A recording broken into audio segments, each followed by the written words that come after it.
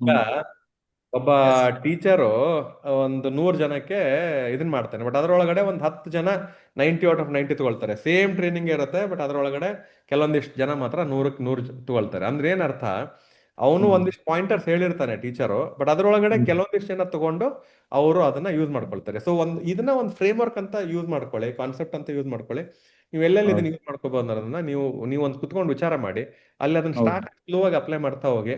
ನಿಮಗೆ ಗೊತ್ತಿಲ್ಲದಿರೋ ಹಂಗೇನೆ ಚೇಂಜಸ್ ಆಗ್ತಾ ಹೋಗುತ್ತೆ. ಅದರದ್ದು ಇದ್ರದ್ದು ಮಜಾ ಇದು. ಆಮೇಲೆ ಇದೆಲ್ಲ ಹೆಂಗೆ ಅಂತಂದ್ರೆ ಸರ್, ನಾವೆಲ್ಲ ಟೀಚ್ ಮಾಡೋದು, ನೀವು ಹ್ಮ್. ಇದರಲ್ಲಿ ಬಿಲೀವ್ ಮಾಡದೇ ಇದ್ರೂ ವರ್ಕ್ ಆಗುತ್ತೆ. ಹಾ ಸರ್. ನೀವು ಇದ್ರ ಮೇಲೆ ಕಾನ್ಸೆಪ್ಟ್ಸ್ ಮೇಲೆ ತುಂಬಾ ಬಿಲೀಫ್ ಇರಬೇಕು, ಹಂಗೆ ಹಂಗೆ ಅಂತನೂ ಅರ್ಥ ಇಲ್ಲ, ಅವಶ್ಯಕತೆ ಇಲ್ಲ. ನೀವು ಸ್ಲೋ ಆಗಿ ಒಂದೊಂದೇ ಸ್ಟೆಪ್ ಇಡ್ತಾ ಹೋದ್ರೂ ಕೂಡ ನಿಮಗೆ ಸುಮಾರು ಹೆಲ್ಪ್ ಆಗ್ತಾ ಹೋಗುತ್ತೆ. ನೀವು ಟ್ರೈ ಹೌದು. ಮಾಡಿ. ಅದಾದ್ಮೇಲೆ ನಿಮ್ಗೆ ಆಶ್ಚರ್ಯಚಕಿತ ಆಗ್ತಾ ಹೋಗುತ್ತೆ, ನಿಮಗೆ ತುಂಬಾ ಆಶ್ಚರ್ಯ ಕನ್ಫ್ಯೂಸ್ ಇದೆ ಸರ್, ಪಾಯಿಂಟ್ಸ್ ಗೊತ್ತಾಗುತ್ತೆ ಇದು ನೋಡಿದ್ರೆ.